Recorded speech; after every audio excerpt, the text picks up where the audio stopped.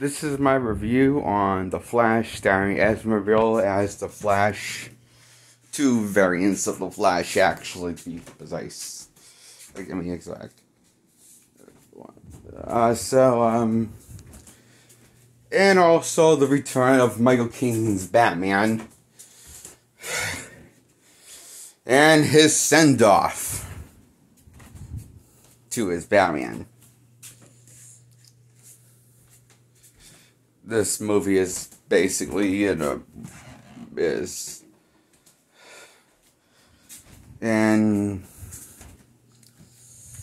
so the story about Flash is, after Flash does heroic saving as the Flash, he goes back in time after being warned about tampering with time after Barry discovers that he can travel through the Speed Force and throughout time back a day and probably more than a year. Or years, in other words. Back to the day where his mother died and his father was framed for murder.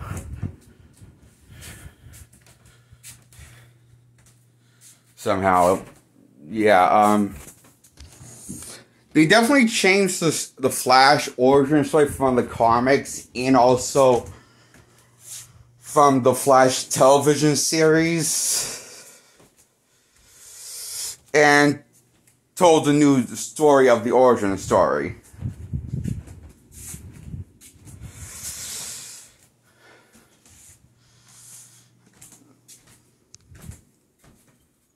And that's how much I want to add on to this. And so Barry travels back in time to make sure his mother buys the can of tomatoes of tomato soup.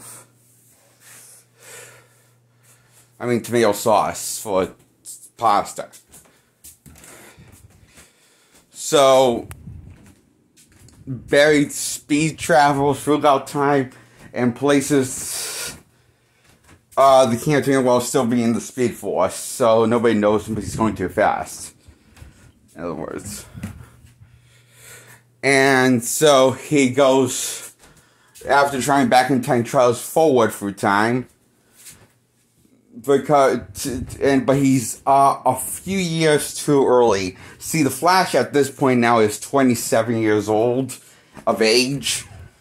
But he fast forwards and ended up the present of where he was 18 years old. And he runs into his 18-year-old himself after running into his parents. That's raising the 18-year-old version of himself in an alternate timeline after saving his mother. And he sees him running home, going back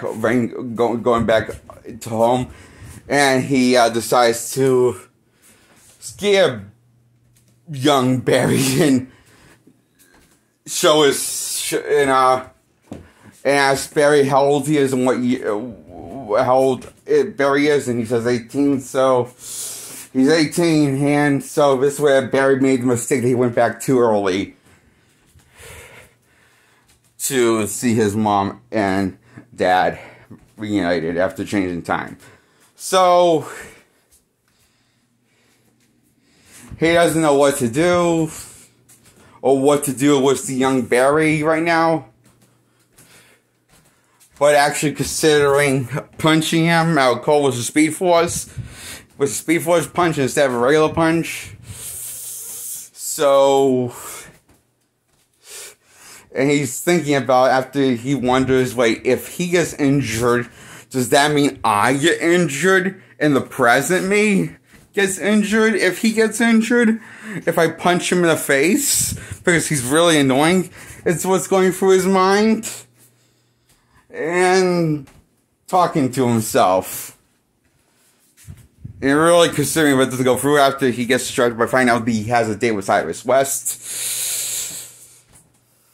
in this timeline. And Barry doesn't ever go on that date with Iris West because he ends up becoming a superhero, The Flash.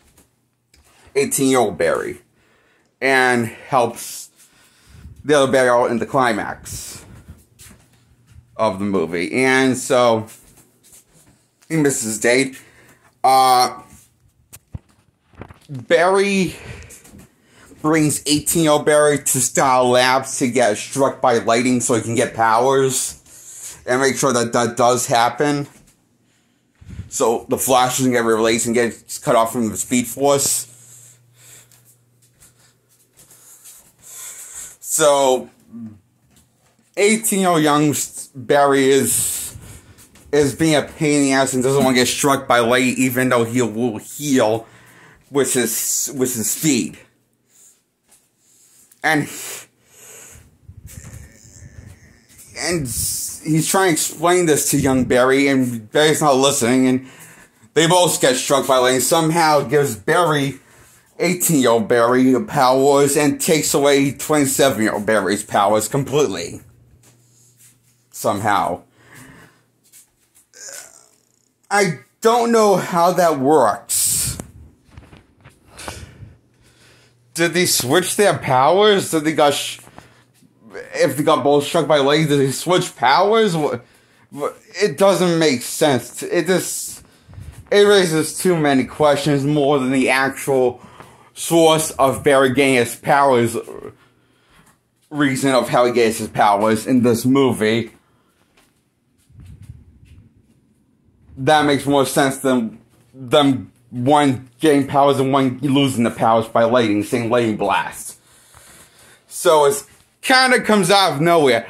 I get a feeling this might have been one of the reshoots of present Barry losing his powers, which kind of sucks because outside of present Barry, there's not much of appealing to him. Being outside of being the Flash with the Flash costume and getting the powers. Yeah, Ezra Miller's not appealing as Barry was out the powers, unlike Grant Gustin from the Flash show, where he can do both. And this is where I'm starting to know the real cracks of my promise with Ezra Miller's The Flash. And this is where I feel like I was on board with Ezra Miller as The Flash up until this movie came out, where he played the present version of Barry, which is a total weirdo, like as weird as Ezra Miller himself. So I'm sure has broken less laws he can get away with him in this movie. So versus him in real life. So yeah. So, first, before I go any further, I gotta say, the Flash suit, I love the Flash suit costume for present Barry. I wasn't really crazy about the design of past Barry's Flash costume that was in the climax, was in the climax he made for the climax after he made a switch with the costumes again. And I wasn't really pleased with the design of that costume until I saw it within the content of the story. But as the costume as itself, it's shit.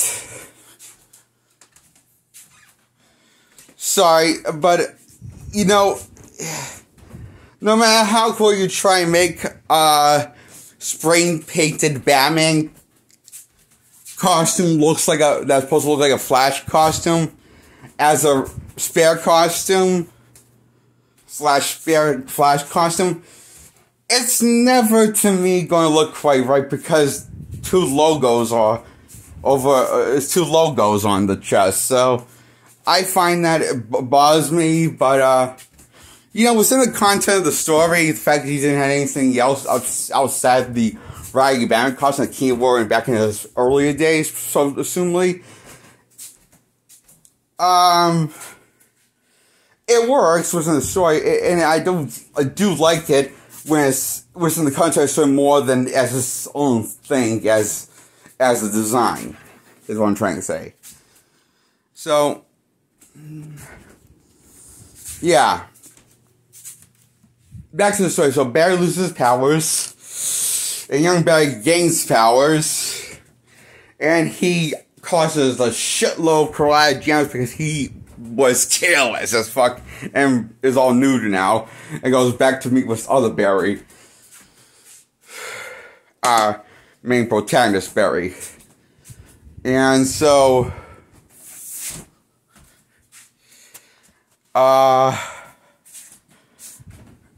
Barry's trying to discuss how everything works while Barry's snacking, then passes out.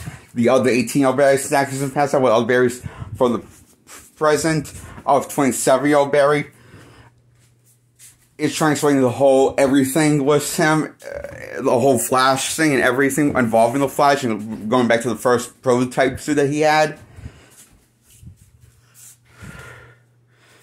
And the first one he had in Justice League, and also Suicide Squad, and Zack Snyder's version of Justice League, and yeah, so,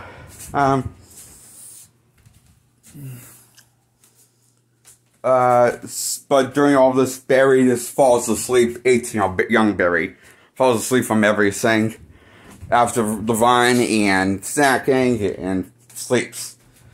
And,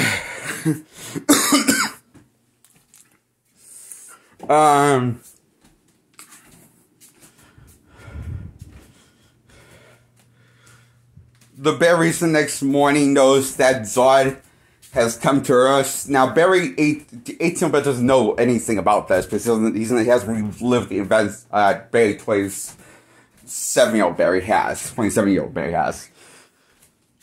So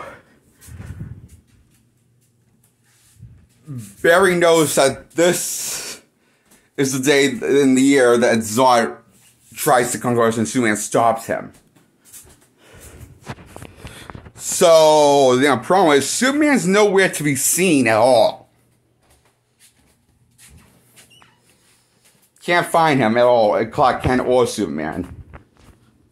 So, as far as we know, he never made to Earth for some reason.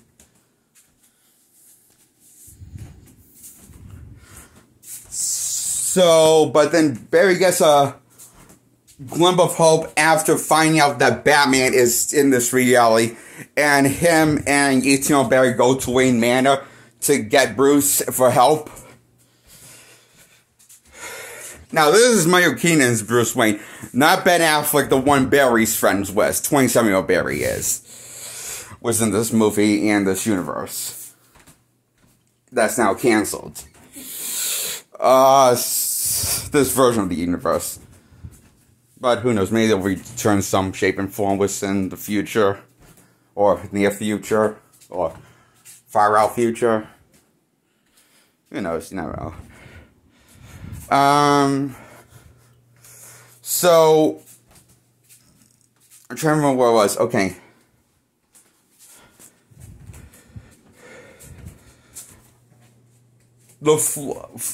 Barry and Barry go to see Wayne Manor and meet Bruce Wayne, and he has to jump on them and just put on a good fight, and pretty much whips their asses. Barry, 18-year-old Barry, young Barry, stubborn Barry, is also annoying Barry, known as, I'm going to call him, he is annoying but likable by the end of the movie, as you get to know him, and, so, he's the one who starts to tell because of Sue's feet, and other Barry's just getting his ass whooped. But I can't, out of a bad costume and innocent regular clothing, so, after that, Keaton gets to finally gets after all that commotion, Keaton finally gets beaten. But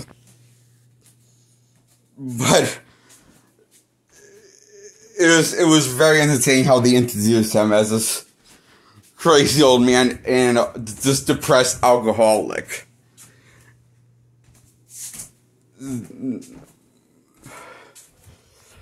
is made him. He has become, due to his years of Batman no longer need by Gotham Gotham's a clean city, no longer need his help, so he fully retired as Batman. So now he's got nothing else to do. And as far as we know, Alfred is dead or retired. At this point in life, in the timeline of Keaton's life. Matt life. And so, anyway, they explained the whole thing, what 27 Barry did with the timeline, except for the part about saving his mother, because his mother dies in his timeline. So he doesn't even tell young Barry that. So, keeping that from him and from everybody until later on the film, when 18-year-old Barry overhears 27-year-old Barry talking to Michael Keaton as Batman outside of costume, and what he did to change the timeline is to save his mom, because she doesn't live in his time.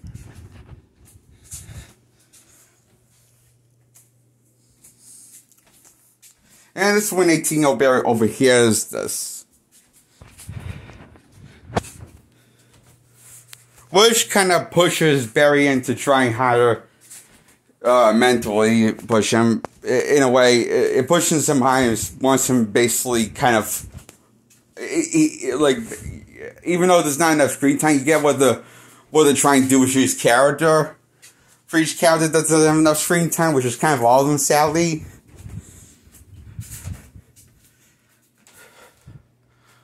Overall, I'll still give this a 10 out of 10, but you understand, I mostly because I understand what they're doing. I think they paid it off in a effective way. Now, it may not as deep or complex or as spelled out as I would have liked to do these ideas for the stories, but enough that I got what they were doing and where they were going. Seeing the conclusion and seeing these characters have closure to each act was, nice.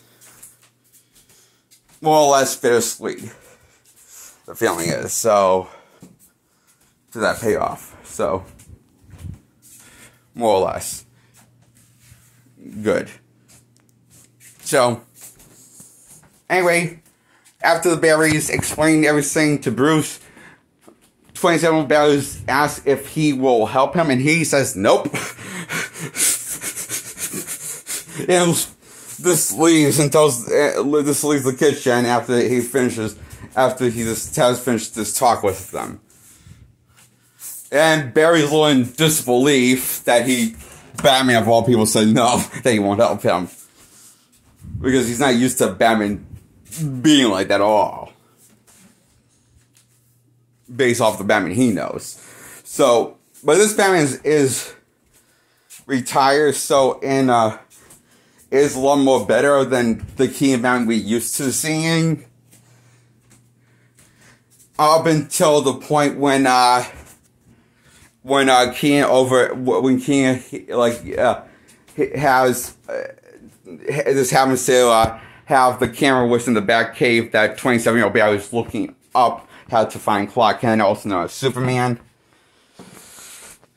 It was in the world somewhere. He's got to find him somewhere. So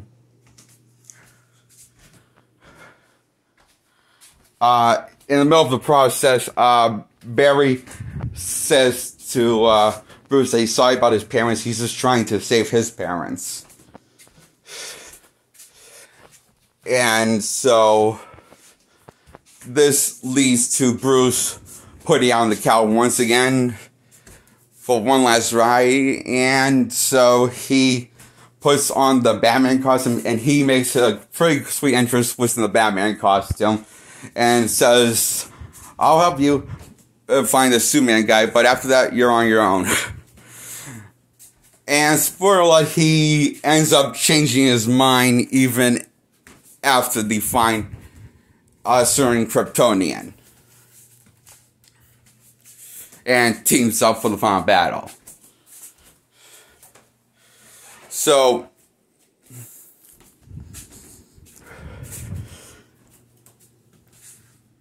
I love how young Barry's reaction is priceless because he just looks ridiculous in like he looks ridiculous. Seeing Batman is like the coolest thing ever. And I love how Keaton says, "Yeah, I know, I'm Batman." Like how he says it, he's like just how Batman says it. Like he says, "Yeah, I know, I'm awesome." Yeah, this is how he says. That's just how he says. He says, "Yeah, I know, I'm awesome." But so Keaton still brings his A game to Batman and Bruce Wayne, and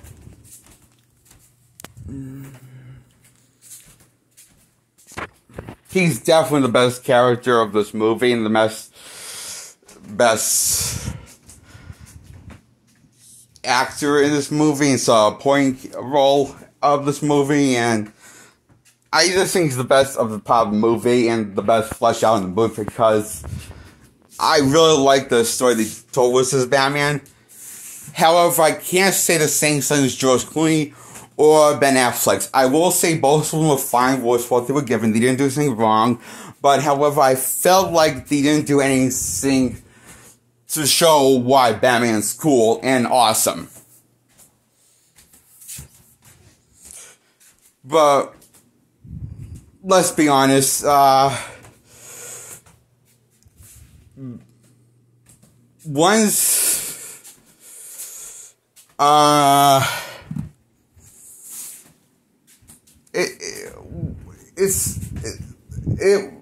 be honest, I mean, I meant to say, not let's be honest, I meant to say to be honest, I wasn't expecting to like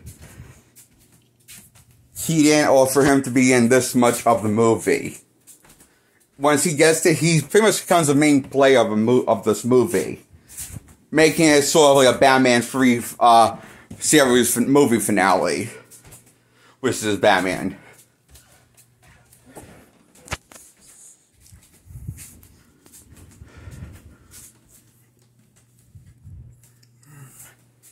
And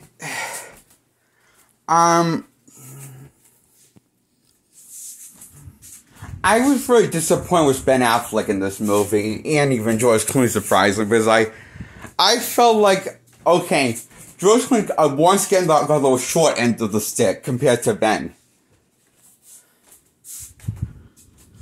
in this movie, because he didn't got to wear a Batman costume or have a cool voice that's intimidating and Batman-like, or have a cool action scene, or anything. They gave him nothing, this guy gave him a cameo, which is his face. Yeah. And you just see the filmmakers on, you can just picture the filmmakers patting themselves on the back, like, "Good job, John, good job, we did it. We satisfied the fans instead of having Ben Affleck or Michael Keaton at the end, once Flash resets time. You went with easily the most hated Batman ever in history to make a cameo and beat Bruce Wayne." Of course, that's marketable and going to sell tickets.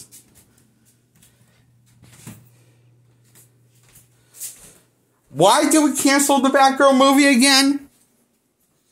Why did people hate Batman and Robin?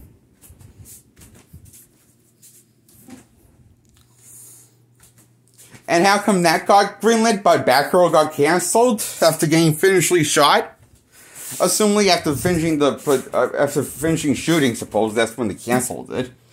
So, yeah, this amazes me how stupid people can be sometimes with movies and decisions, and putting stuff like George Clooney's Batman into a movie.